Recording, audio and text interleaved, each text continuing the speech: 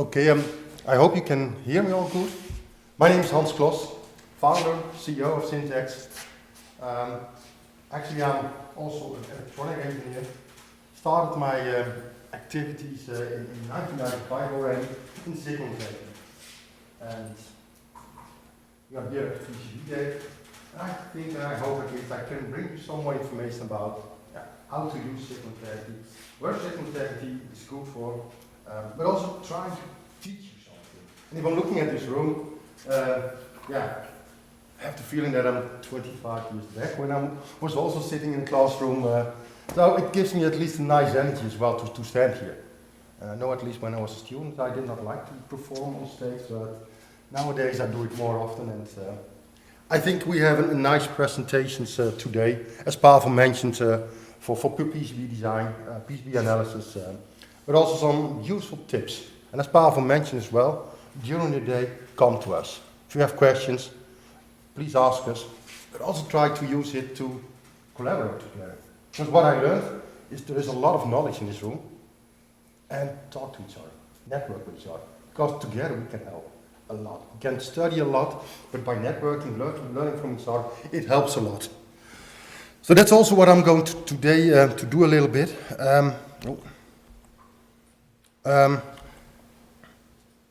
So, introduction of Sintecs. I founded the company in the Netherlands. So in the Netherlands we are at the moment with more than 60 people. And we also have, since a few years, also an office here in Lithuania, where we are with approximately 20 people, a little bit more. And what we do within the company, we develop electronics. So to develop electronics from idea to realization. But we also do a lot of training, support, consultancy on high-speed analysis. And that's actually my background, signal integrity. So since 1995, I'm doing already signal integrity, working with our partner Mentor Graphics, Siemens, EDA, with doing these analysis, very close collaboration with them. I'm doing these kind of presentations, performances as well often for them. So I hope at least I can do it here as well on this first PCB day here. First topic, what I would like to do is take you to some trends.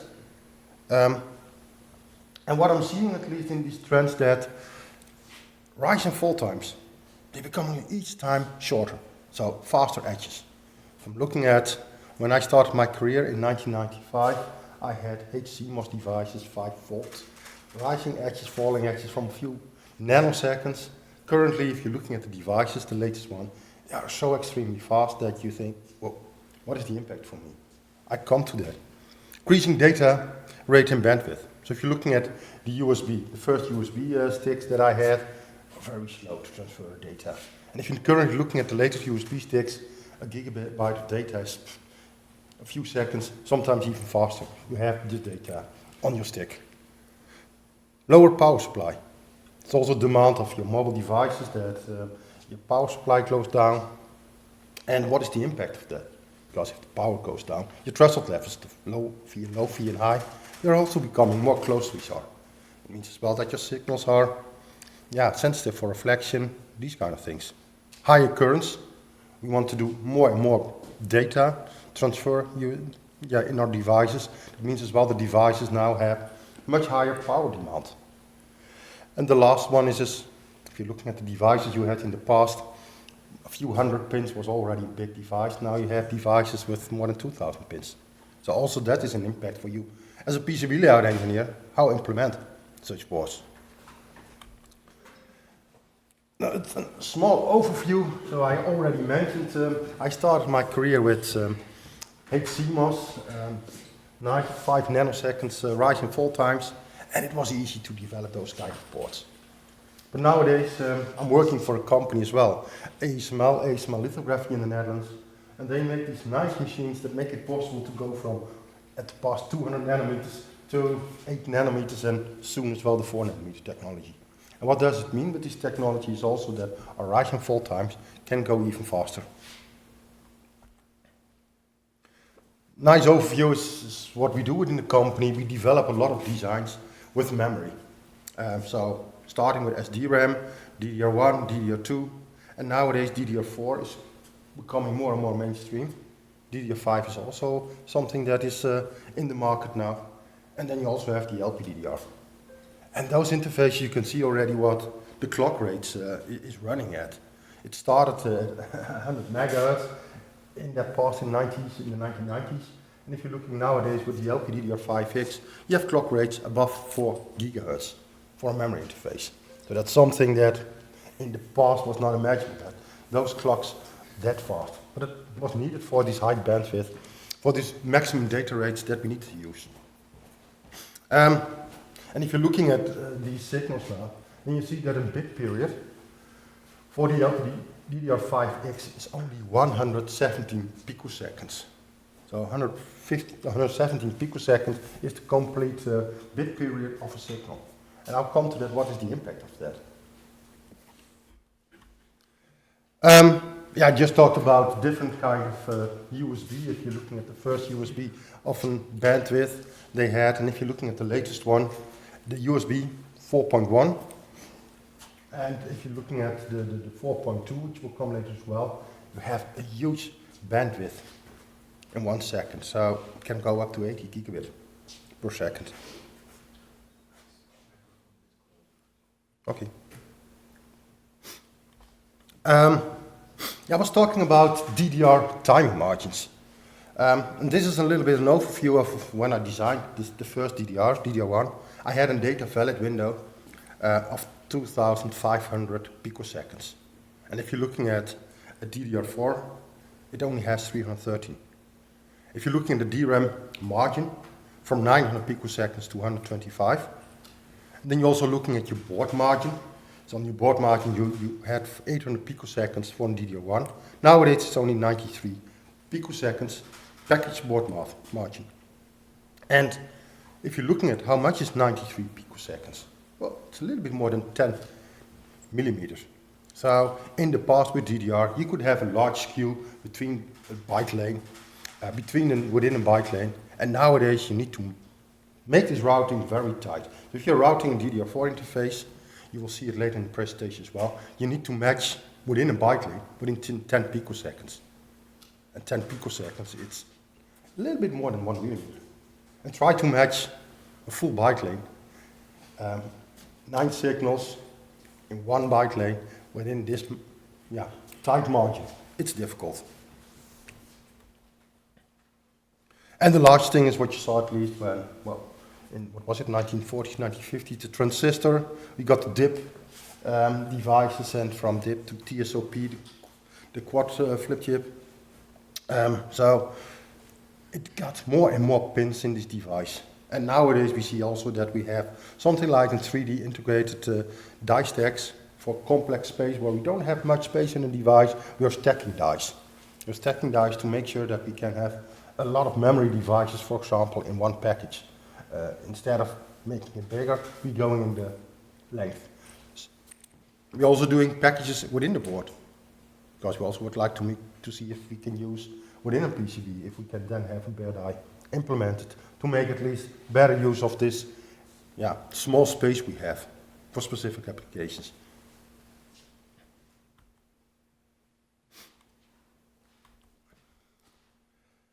And if we're looking at challenges, what we currently see, and it's, I think during the day, it will be also in other presentations, is as a layout engineer, PCB layout, the routing will be becoming more and more complex. So we need to control our impedance. We're looking at vias. Our vias become a transmission line. Because if you're thinking 1.6 millimeters thick board, that can already be an impact on your signal quality, that you have reflections due to that. So that means that you need to take care that your vias are controlled impedance. And that's already a difficult challenge. Looking at your packages, well, you see as well that your package is becoming more and more pins on it. Your package becoming bigger. There's more current flowing through your package. And you need to maybe already start to do decoupling in your package. That's something in the past was not necessary, but if you're looking nowadays, you see more already in package decoupling capacitors. Then you need to look at device loading, because maybe you want to have more devices on one interface. If you're looking at a GTEC interface already, there you have the clock, that you have maybe 8 parts connected to it. What does it do with your loading?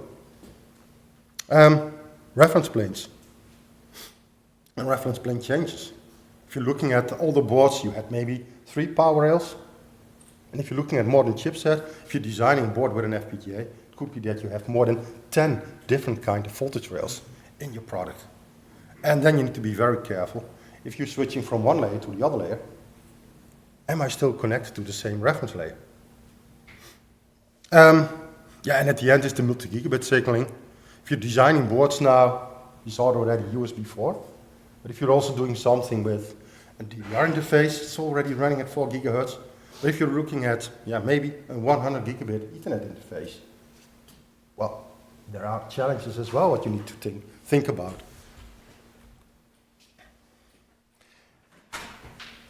And the first thing I always tell to people is, do not look at your frequency. Frequency is less important. The most important thing is if you're designing a PCB board, start with thinking about rise and fall times. And what I'm having here is an example of the same trace, the same length. The only thing what I'm doing is adding two different devices. The device on the left is a device with a very slow rise and fall times. In this case, approximately 5 picoseconds from low to high. And what I'm doing then is I'm going to add, instead of this slow device, I'm adding a little bit faster device. You can already see it. It is less than 1 nanosecond. And it's the same trace. The only thing is I'm using another device. And you think, well, what's the problem? Well, what will happen if you are having an existing board and you have your board have a component which is end of life, and your component manufacturer tells you, well, we have a replacement part. This part, it's form, fit, function, and you use it on the board, and suddenly your board's not working. Could be that the previous device was with a very slow technology, maybe 200 nanometer, and the newest one was maybe with the latest technology, 65 nanometer technology developed, and suddenly your board's not working. And you think, how's that possible? It was working and now it's not working. It has to do with rise and fall times. So always look at rise and fall times and not at frequency, because the frequency of these two signals are the same. They are running at the same, maybe 100 megahertz. But the problem was rise and fall times. And why does it matter? Is we always need to think about how much time it takes to go from low to high. And if you're looking at this signal from 0 picoseconds, it was low, and it went high in 300 picoseconds. And what I'm taking as a rule of thumb is 20% of your rise and fall times. So 20% of 300 is 60 picoseconds. At 60 picoseconds, if a signal is longer than 60 picoseconds, it already needs to be taken care of. Then you need to look at your transmission line effects. So you need to control your impedance. And 60 picoseconds, it's approximately a little bit more than 8 millimeters. So 8.7 millimeters length. So if you're having a breakout underneath a BGA, if it's longer than 8 millimeters in this case, it is already an issue. It could have impact on transmission line effects. And then you can see these effects with undershoot, overshoot, ringing on the signal. So really think about, if you're using design, if you're using component, look as well at the rise and fall times. So rise and fall times can have already an impact on your design. If you design it, so which component should I select? Don't select always the most fastest one, because maybe it's not needed. Why should I select a device which can run at 500 picoseconds if my signal is only running at 100 megahertz? So always think as well, if you're selecting a device, how fast is my device? And the other thing is decoupling. Where do I place my decoupling capacitors? In the past, it was always you had two companies making FPGAs, Xilinx, Altera, and Xilinx said, well, place it as close as possible underneath your pin, at the bottom side of your board. And Altera said, no, place it as close as possible on the top. And which one was good? Well, they're both right. But you need to think about it, where to place them, what is happening with it, how do my currents flow, how do my planes look like. So you need to really take care of it. And if you then often look at them, guidelines of Xilinx was always nice. You need to place something like 70 decaps on your board. And then you were looking at a reference board of Xilinx and you were counting, I do not see 70. So what is good to use? Well, 70 is always to be more safe, but you cannot place them all. So, by doing simulation, you can already decide how much you need and don't need.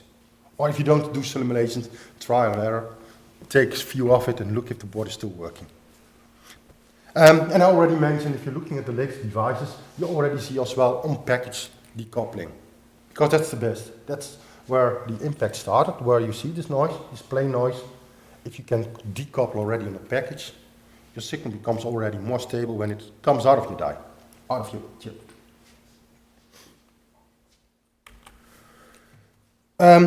And if you're then looking at the decoupling effectiveness, so you have your VRM, where your current is generated. I have my bulk bypass capacitors, I have my decoupling capacitors, and I have my plane capacitors. And if you're looking at the frequency where the effectiveness is of your decoupling, then you see as well that your plane is a very important part of it. So often what I'm seeing at the designs that, well, you have a signal, power, two signals, power, two signals, ground, and you think, well, is that a good capacitor or not? And sometimes it's needed that you maybe make your core inside of your board, if that's the core decoupling of your planes, to place them very close to each other. You make a better capacitor of your PCB. That's something that's also needed in the future. So if you're designing, developing a PCB, think about as well the decoupling capacitor generated by your plane.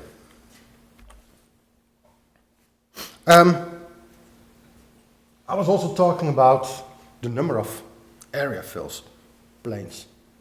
So when I started in 1995, I only had, I think, 3 planes. It was 0, 5 volt, and maybe 3.3 volt, depending on what kind of logic was used. And if I'm now looking at the bottom, you see an FPGA project, what we did. We did not have so many layers, so we had a lot of area fills on the board. And then you can have suddenly 10 power rails instead of only 3. And then you have as well small pitch BGAs. And if you're looking at this picture on the right, you see there is a plane, but also what you see with this plane, it's full of holes. And that's often what you think as well. A lot of people still think, well, I need to select, how do you call it, full board vias. So complete full board vias from top to bottom through the whole board. But those vias are also thicker, wider than standard vias, the micro vias. Because the micro vias can be a little bit smaller than the through hole vias. And that's what you see as well in this picture on the right, where you see holes in your PCB. And you think, is that a problem? It is. And the reason why, you need to think about this plane needs to bring current from A to B. For example, if you're looking at the BGA, where is it connected and how does the current flows? So you have a transmission line. Current is flowing from A to B, but it's also return path current flowing from B to A. And that's also something you need to take care of. And if you're having this through-hole vias used in your board is completely gapped. And maybe your current is not flowing. So it's also something to think about, that not always is through-hole vias is the best ones to use. And in the past it was a myth that, well, a board, a 6-layer board or a 4-layer board with through-hole vias are the most cheaper ones. Nowadays they can make it as well very affordable with micro vias. And with micro vias you do not have this big hole.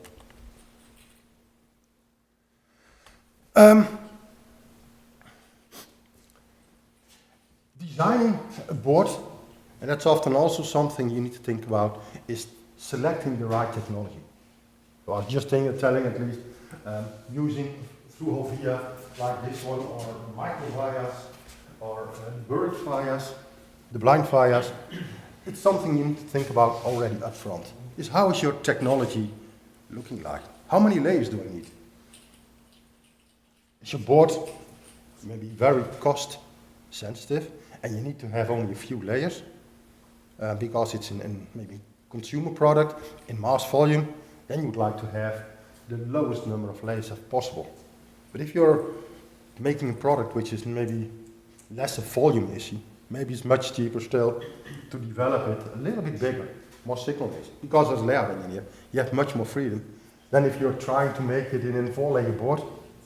Because a 4-layer board, signal, plain signal. You only have the outer layers to route. And if you can already make maybe a 6-layer board or an 8-layer board, it can save you a lot of layout effort. Time is quicker to the market. And the nice thing as well, if you can have, instead of a 4-layer board, an 8-layer board, signals you can route in the inner layers. Well, inner layers, what is the advantage of it? It's between planes. So if you're looking at EMI effects, the board is radiated much less. So also from an EMI point of view, you would like to have signals going very quickly already inside the board, route on inner layers, instead of everything on an outer layer. And then also looking at material. I saw at least not so long ago a company, they have Mactron material used as FR4 instead of standard FR4 Mactron. And I'm asking the customer, why did you select Mactron? I think it's 10 times more expensive than FR4. And they said, well, it can handle very good high-speed signals.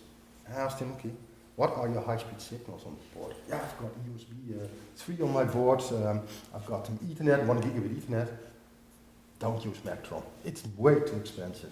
But that's also something, looking at the material you use for the electricum, is it needed to have this very complex, expensive material to use? It's not always needed. So always think about the material you use as well. Topology study. Nice example. This is a DDR interface, a DIM interface. And you see at least 1, 2, 3, 4, 5, 6, 7, 8, 9 devices and 9 devices, so 18 devices. So actually this is a routing of 18 memory devices, and probably it has ECC as well, because instead of 8 you have 9 devices, 8 on the top, 8 on the bottom. And what I saw with this type of things is that my address command clock went to 18 devices. My address and command signal went to 18 devices, and my clock only went to 9 devices. And what happened? 9 devices instead of 18 devices. Loading, capacitive loading is less. And you think, well, is that an impact? Well, capacitive loading can have a huge impact. 1.52 picofarad per device. So you have 18 picofarad additional loading on your address and command signals instead on your clock signals. So also, to make that working, you need to do simulations. Because the impact of this type of complex topologies, it's a big impact. It can cause that a signal is working or not working. And if you're using a DIM, a DDR4 DIM on your board, luckily your DIM manufacturer already did the simulations. You only need to connect one data signal or a strobe signal to it, instead of setting up this whole topology.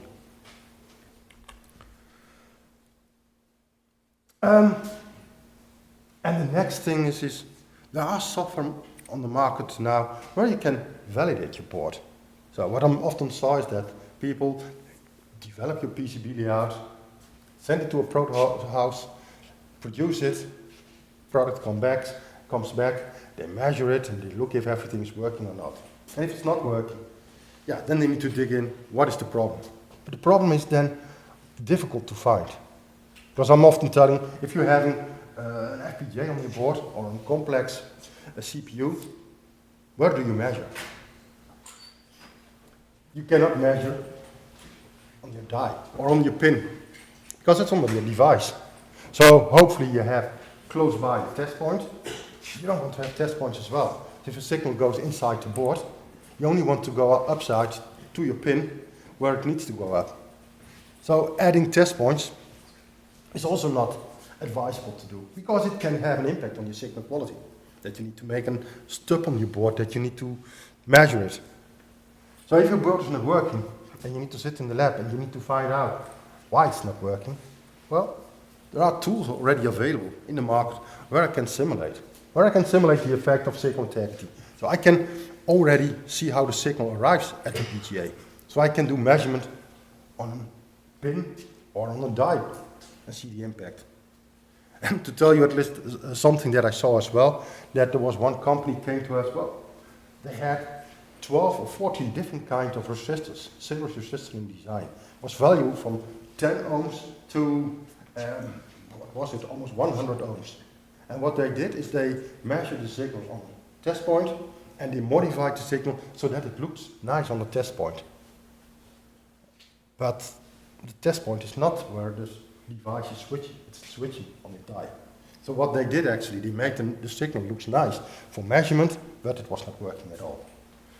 So that's at least advanced what you can do with signal integrity. You can already simulate the signal and see the behavior before you go into production. So that's always what we do with these kind of boards. If we develop it, we do signal integrity. You can do it like I just did in the previous slide, topology study, or when the layout is ready, you can run the simulation. And that's something that we're already doing for more than 20 years. And I'm advise people as well to look at it. There are nowadays very good software on the market where you can do this signal integrity analysis.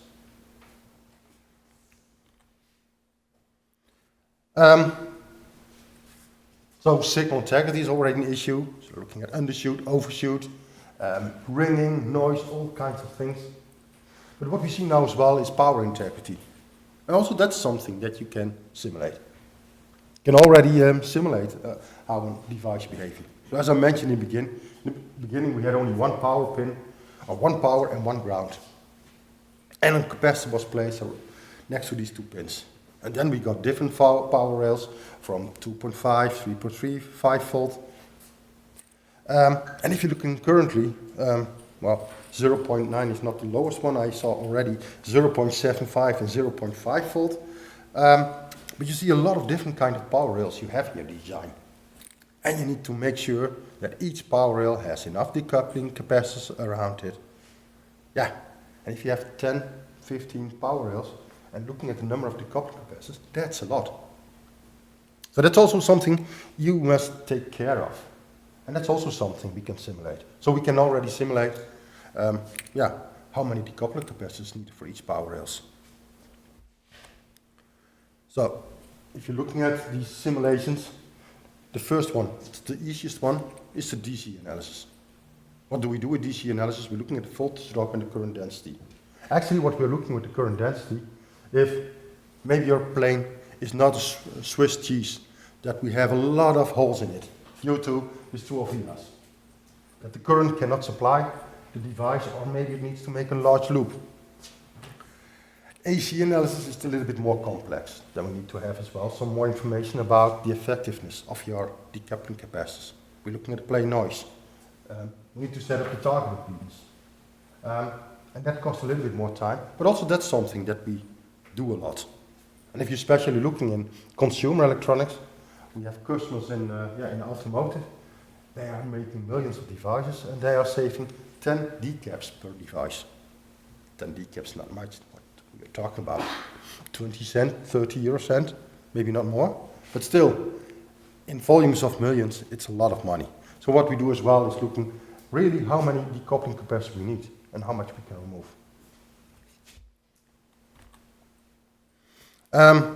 So if we're looking at the DC analysis, what do?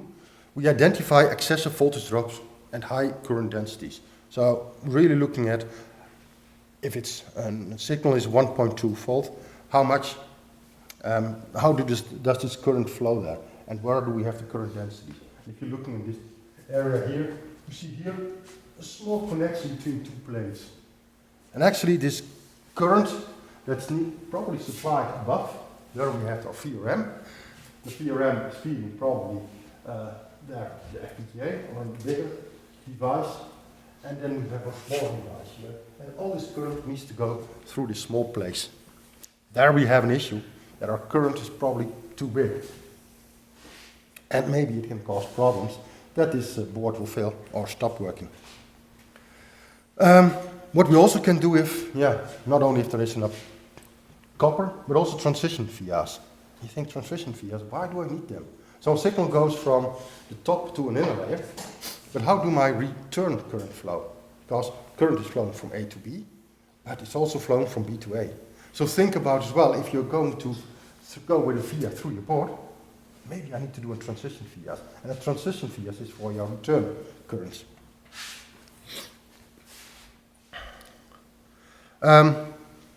Yeah, and why do I need to do the DC voltage? Well, it's obvious, yeah, if there is not enough voltage getting to the IC, yeah, maybe it's switching that correctly.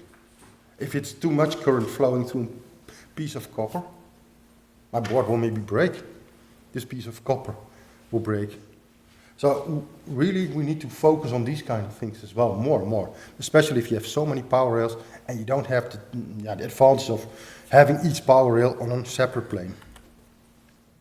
I mentioned as well, next to the DC we can look at AC, and within the AC analysis, yeah, we can look at the effectiveness, what kind of decaps we need, where do we need to place them, what kind of mounting do we need, can I combine some decaps, or does each decap needs to have their own via?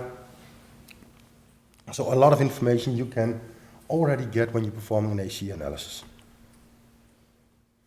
And yeah, I call it design for power integrity. So with this power integrity, you can maybe reduce your bill of material cost by having less decaps. But maybe we can reduce the number of layers or the size of the PCB. I think the most important thing is with power integrity, it's very difficult to measure.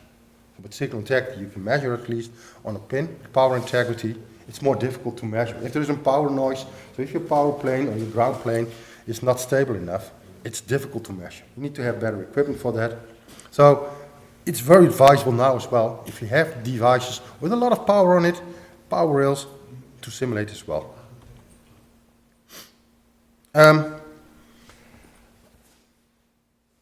How many of you designed boards with DDR interfaces? So DDR 1, 2, 3, maybe 4?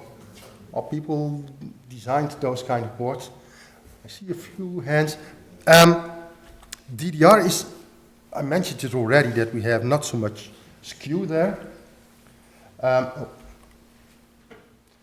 Maybe I can. So with DDR interfaces, if you develop a DDR interface, you really need to focus on timing. You think timing? Yeah. Actually, you have for a DDR interface, you have timing from die to die. So you have your package delay, your board delay, your package delay at your memory device, and you need to match everything. Luckily, my memory device is DRAM compliant. So my DRAM, my DIMM or my DRAM device, they're more DRAM compliant. But my controller, if I'm using an FPGA, I need to dive into the data sheets. How much switching time do I have? How much skew do I have between the clock and the strobe, between the strobe and the data signals? And I already mentioned previous that we only have maybe board package skew of 10 millimeters. That's complete skew what we have for the board and the package. And sometimes if you're looking in a package, if you're looking at FPGA, they provide you as well the skew in the package. So if you're looking at skew in the package, it's maybe a few millimeters. Well, then you have at least even less margin on your board. So if you're designing boards as well for DDR, you can also simulate already the timing up front. So we are using simulation software from Hyperlinks from Siemens EDA as well to guarantee the proper timing function. But then you have the typical simulation, and then you're also looking at, well, what if my environment conditions are not typical? So I'm lowering the temperature of my board. And what will happen then with my signals? Lower temperature, my rise and fall time is getting faster. Well, beginning of the slide, faster rise and fall times, we can have issues. Maybe the board was working with normal conditions, but suddenly, maybe you haven't had it in the past, but we had it, that the customer came to us, well, the board was working, but then we had an issue, the air conditioning went on. It was very hot outside, the air conditioning, the board was closely to the air conditioning, to the fan, and suddenly the board was not working. So it was at the edge of it was working or not. So also, these kind of things have impact on timing. So a board which is very cold, edge is going up. If it's very warm, edge is going a little bit slower. So also doing these kind of things, especially if you have only a few picoseconds margins, in this case 90 picoseconds. But if you look at DDR5 even less, your timing can be a huge issue as well. Um, last part of the presentation is looking as well at design rule checks. So, do I need to simulate everything on my board? Because that costs you a lot of time. Maybe you don't have the time, maybe the board needs to be ready in 6 to 8 weeks. We also can do, we call it design rule checks. We are using a software, Hyperlinks DRC, where we can already see some items which can cause problems by just running a check instead of running an analysis. So we can look at trace crossing a gap. What does it mean? That the trace is running on a board and under the plane beneath it I have a gap. Then you think, is it an issue? Well, think about your currents. If you have a gap underneath it, the current needs to flow around the gap. Or maybe you have a split. At least in the past you had analog ground and digital ground. Okay. Is it nowadays still used, analog and digital ground? Some companies still do.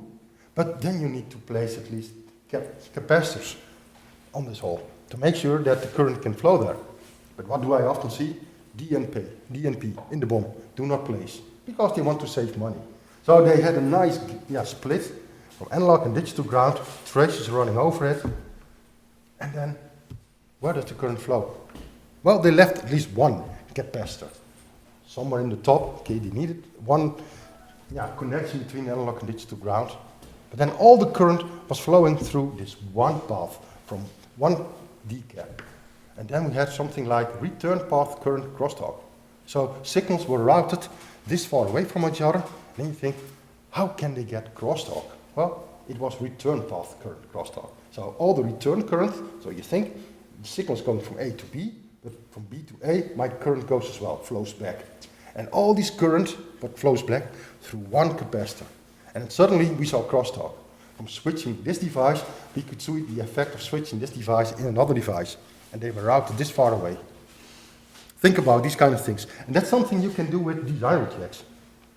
So traces crossing gaps, I/O coupling, reference plane changes. So if you're going from a signal which was referenced to ground, and you go to another layer, and suddenly it's referenced to a power plane, then you need to have stitching vias there to make sure that your return can flow there. Traces near a plane edge, decoupling placement. So all these kind of checks, what I normally do in an analysis, you can also do in this environment. It does not give you how big the issue is, but it already can pinpoint you, wait a minute, you have an issue here. Maybe you need to fix it.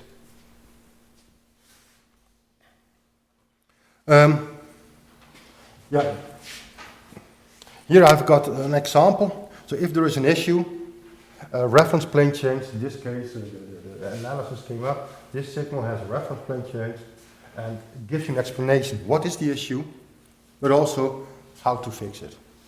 That's nice as well. If you run it as a layout engineer, you see this issue, oh wait a minute, I need to place stitching via here.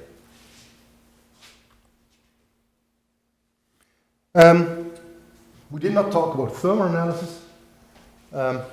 So you think at least your board is perfectly developed. You have your processor, your memory. Due to the small edges rising and falling, you need to place the devices very close to each other. And then your thermal engineer comes back, well, those two devices heat each other up. So in this case, what you see in the middle, you have the CPU. On the right, oh wait a minute, this is a device with 9 devices. So this is the DDR interface. And from a thermal point of view, you would like to have them a little bit further away, otherwise they heat each other up. Now that's typical things that you can do with a thermal simulation as well.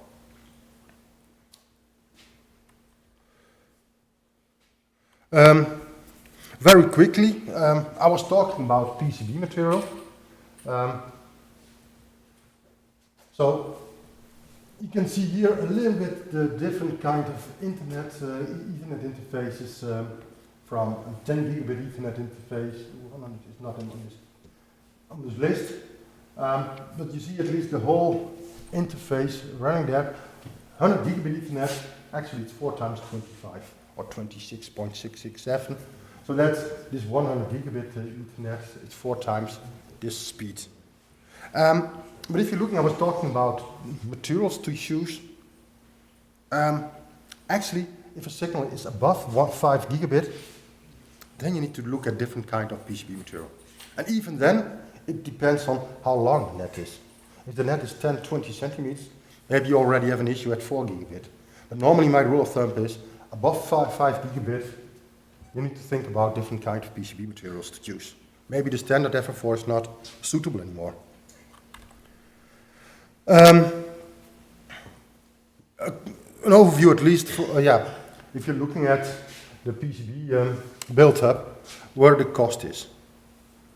So 40% of a PCB is the copper foil, 32% is the reinforcement, and the resin is 28% in price. So at least if you're looking at the where you can save or the cost impact of a PCB, where it is in this case. So do not always select the best material you can choose, because that makes your PCB very expensive.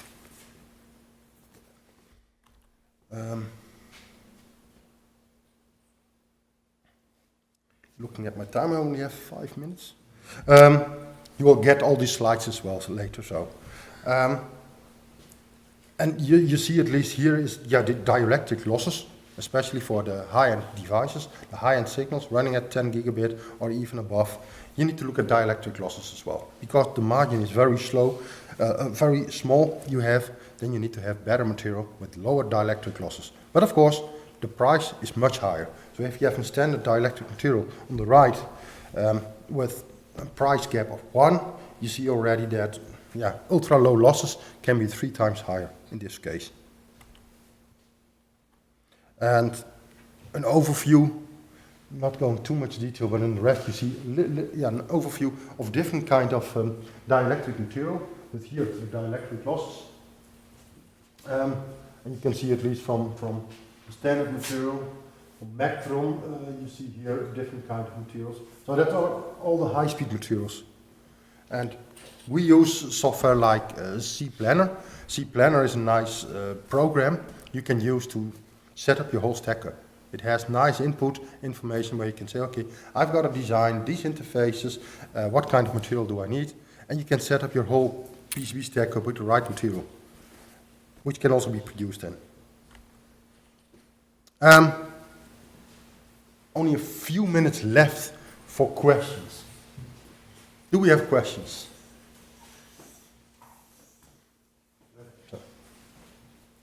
Perfect. Oh.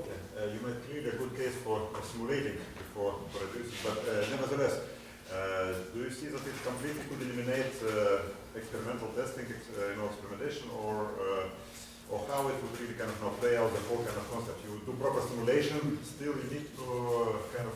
No, so what I normally do at least is, if you're looking with our design right first time, that means that we would like to go only in production with a board when you simulate properly. And what you see at least is that the difference between simulation and measurement is within 1 or 5%.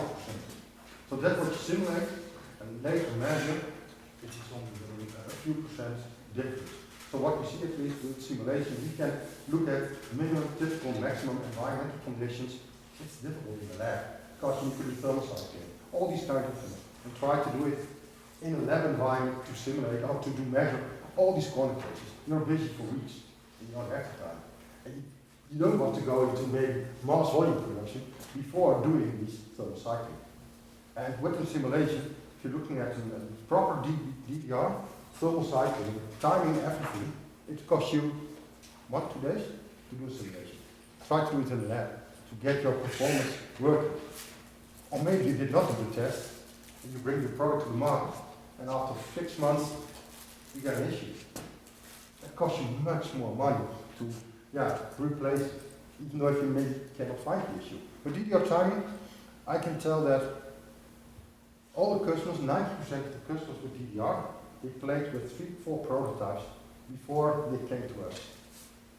And after they came to us, we advised them, this is what you need to fix. They fixed it and the board was working and roughly condition.